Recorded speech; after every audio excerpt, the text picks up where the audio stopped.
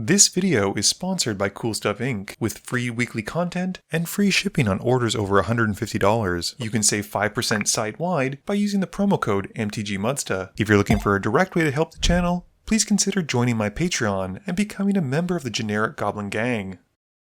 Hey gang, and welcome back. Today's game finds Arja, John, Matt, and myself in my basement battling it out. Today's game has me playing my Magus Lucea Kane deck, and it's a Landfall Matters deck with Is It Boilerworks, Ghost Town, Mana Bloom, Cascade Bluffs, Reshape the Earth, Forest, and an Island as my opener. Arja's still trying to make Ashnod work, keeping Dark Ritual, Braid's Arisen Nightmare, Beseech the Queen, Swamp, Endless Atlas, Unwinding Clock, and Feed the Swarm. John just wants to play with his graveyard, keeping Muldrotha, and his opener has a Forest, Lonely Sandbar, Wasteland, Fauna Shaman, Cabal Coffers, Command Tower, and Splinter Fright. His name is Matt and he likes to party, and he's playing Nalia, who also likes to party, with Mutavault, Minas Tirith, Ash Barrens, Tenacious Underdog, Weathered Wayfarer, Grim Haruspex, and a Windbrisk Heights rounding out his opening hand. I win the die roll and start us off. I draw and play a Forest. Arja plays a Swamp for turn and taps it for Dark Ritual. He uses that 3 floating black mana to cast Braids, and then goes to his end step. He gets a Braid trigger and sacrifices his land. He draws 3, and we each take 2 since we can't sacrifice a land anyway, and then Arja moves to discard and passes. John's turn has him playing Command Tower, and he pays a blue to cycle Lonely Sandbar, drawing a card and passing. Matt plays a tapped Windbrisk Heights, and hides away one of his top 4.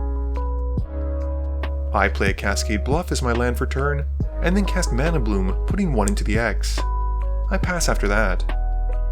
Arja's got a Swamp for turn, and pays 1 black for his commander, Ashnod.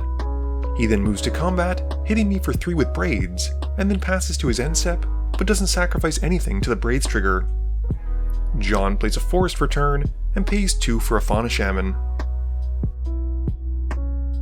Matt draws, and just plays a Mutavault.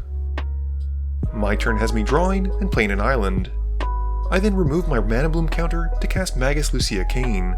I then pass to Arja after that. Arja draws and plays a Swamp. He plays a Bloodsoaked Champion and moves to combat. He swings Braids at John for 3, who takes the hit. During his end step, Arja sacrifices the Bloodsoaked Champion to Braids' trigger, and no one wants to sacrifice a creature, so Arja draws 3 and we each lose 2. He then passes, discarding down to 7, while Matt casts an Archivist of Ogma before moving to John's turn. John's turn has him drawing and then playing Takenuma. He then casts Uro, drawing a card, gaining 3, and putting Verdant Catacombs into play. He sacrifices Uro, and then cracks the Verdant Catacombs, losing 1 to find an Overgrown Tomb untapped, while Matt gets to draw a card off the Archivist. With nothing else, John passes. Matt draws and land cycles an Ash Barrens, going to find a Swamp, and plays it for turn. He then casts a Tenacious Underdog, and passes to me. I return Mana Bloom to my hand on my upkeep since it has no counters, and draw for turn. I then tap Magus Lucea Kane for 2 colorless, and I cast Mana Bloom, and because of Magus Lucea's ability, I get a second copy that also comes in with 4 counters. And I then follow up with an Is It Boilerworks. It comes in, and I bounce an island back to hand. I then play a Trade Routes, and pass to Arja. Arja draws and plays a Swamp. He then plays Gutterbones and goes to combat. He swings Ashnod at me and Braids at Matt, sacrificing the Gutterbones to Ashnod's trigger and makes a Power Stone. Neither Matt nor I block, and after combat, Arja then brings back the Bloodsoaked Champion. He then sacrifices the champion to Braids during his end step, and no one sacrifices a creature again. This is Arja drawing 3, and each opponent losing 2. Arja then passes, and during his end step, John activates the Fauna Shaman, discarding a creature card, to go and find a Golgari Grave Troll to put to hand. John's upkeep has him activating the Fauna Shaman, discarding the Grave Troll, and going to find a World Shaper. He then moves to his draw step, replacing the draw by dredging the Golgari Grave Troll. He then plays a Wasteland for turn, and casts World Shaper, passing to Matt. Matt's turn has him casting Nalia in his main phase, and then plays Muldrotha and animates the Mutavault. Going to combat, Matt puts a +1/+1 counter on all of his creatures from Nalia's ability having a full party, and they also gain Death Touch as well. He swings the Archivist at Arja for 3, who takes the hit, and Matt then moves to his end step, discarding and passing. I draw and play an island. I cast Spellseeker and go to find Open the Way, putting it to hand.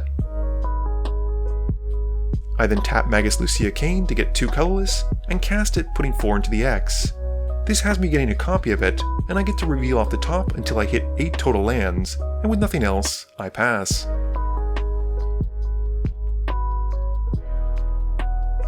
Arja draws and plays a swamp. He plays Solemn Simulacrum, which enters and finds him another swamp. Going to combat, Arja swings Ashnod at John and sacrifices the Solemn for a Power Stone and draws a card from the Solemn dying. John trades with the World Shaper, and as it dies, gets 3 lands back from his graveyard. Arja then casts an Explorer Scope and moves to his end step, sacrificing it to Braids. No one has an artifact to sacrifice, so Arja draws 3 and his opponents lose 2, and he passes. John once more discards his Grave Troll in his upkeep after activating the Fauna Shaman, and tutors for a Protean Hulk and puts it to hand.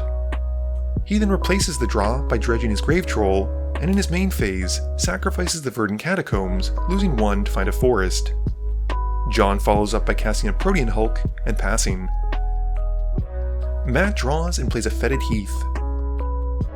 He then plays the Ozolith and casts an Arcane Signet. Once that's out, he casts Dreamstealer. Moving to combat, Matt grows his board again with Nalia's trigger and swings her at Arja and the Tenacious Underdog at me. I jump the Spellseeker, but Arja takes 5 commander damage. With nothing else, Matt then moves to discard and passes. I draw and play a Tireless Provisioner. I then play a Field of the Dead and get a zombie token and a treasure token. Once that's done, I follow up with Reshape the Earth and go to find 10 lands, which gets me 10 zombies and 10 treasures. I end up finding Valakut and a bunch of mountains, as well as 2 bounce lands. I get a total of 6 Valakut triggers, and I use them to gun down Braids, Fauna Shaman, the Dreamstealer, and the Archivist of Ogma, and the final one deals 3 to Matt's face. I then play a Quirion Ranger, and pitch Ghost Town to trade routes to draw a card. I then tap Lucea Kane, and untap her by using the Ranger's ability, bouncing a forest to hand. I then tap her again, and use her mana to help cast Court of Calling, and get 3 copies of a massive Court of Calling. I put to field an Oracle of Muldrotha, Royal Elemental, and Mina and Den. I then play 2 more mountains, and I steal Nalia and the Protean Hulk, and shoot Matt in the face for 3. With nothing else, I pass. Arja draws and plays Bolas's Citadel. He then plays Grey Merchant off the top for life instead of mana, and with it on the stack, I pitch a land to trade routes, and then do it 2 more times, drawing 3 cards. I then bounce a forest to my hand, untapping Magus Lucea Kane, and then tap her to cast Thassa's Intervention, where X is the 2 to counter it twice. It gets countered, and Arja then continues with his Citadel, playing a Swamp off the top, and then a Chittering Augur. He then plays a Caged Sun, and casts Feed the Swarm from his hand, and he takes out the Royal Elemental. This has everyone getting their creatures back, and Arja loses some life, and passes. John draws and plays a Woodland Cemetery. He sacrifices the Protean Hulk to high market, and he gets a Phyrexian Delver, Viscera Seer, and Spore Frog. With the Delver coming in, he gets to reanimate the Hulk again. He then sacrifices the Hulk to the Viscera Seer, and this time around goes to find a Golgari Thug and a Junji. He then resolves the Viscera Seer Scry and bottoms the card, and then casts the Gitrog Monster. John follows that up by destroying my Valakut with Wasteland, drawing a card off the Gitrog Monster, and passing. Matt draws and plays Hall of the Bandit Lord, and promises not to take too much life from it. He then casts a Selfless Spirit and a Champion of Arms. He then follows up with one of my favorite Mistform cards, Multicast Baldric. Once that's out, he plays a Pit Keeper and gets back the Dreamstealer to his hand. Moving to combat, the Ozolith's counters go to the Chaplain of Arms, and he then puts a counter onto each of his creatures thanks to Nalia. He swings the Tenacious Underdog at me, which I chump with a zombie token, and after that, Matt passes. I draw and play a Rune Crab, and then play a Forest and mill my opponents for 3. I then cast Solve the Equation, and go and find Fascination. With it in hand, I then tap Lucea Kane for 2 colorless, and the Quirion Ranger untaps her after I bounce a Forest, and tap her again for 2 more. I'm then able to cast Fascination, and pick the mode to have everyone mill, and everyone mills 75 cards, which at this point is everyone's library. I then pass, and each person draws on their empty library, and I win the game before my next turn.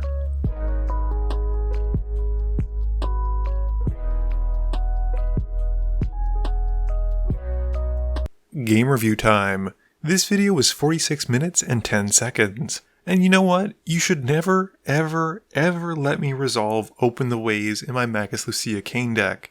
Typically, I'm going to be copying it at least once, and that's 8 lands for 6 mana. That is just degenerate. Please stop me. I have a problem. I also took your feedback to heart, where a lot of people were criticizing my choices with Valakut, so I blew up everyone's creatures first, and then started blasting faces. So as you can see, I've learned from my mistakes. Considering he wasn't even playing it as a commander, Arja really highlighted how powerful Braids on turn 1 can be. He drew 3 cards and dealt 6 damage, and even though it cost him a land, that just seems like so much value. I'm also still very curious as to what the end goal is with Ashnod. We've seen a lot of good black cards and a lot of fun, interesting synergies, but I haven't seen any of his real finishers. Matt's Nalia deck is very strong, and as you saw, the +1/+1 counters just kept rolling. I thought the addition of the Ozolith was particularly spicy since it meant that even if he got board wipe, he was coming right back at someone really fast. But I think unfortunately he suffered because John was playing Muldrotha, and everyone knows if you play Muldrotha, you only play 98 cards since one of them always has to be Spore Frog. That card is so brutal, especially when you can recur it on every one of your turns, and it just really shuts down combat. It's a large reason as to why I went and found Fascination, as opposed to some of my other big creatures or burn spells. This video wouldn't be possible without the help from my sponsors, Cool Stuff Inc., Multizone, Original Magic Art, and Alter Sleeves. But it definitely wouldn't be possible without the help from you, the viewers, and my patrons. So I just want to say thank you for watching, and to remember, friends are just opponents you haven't eliminated yet.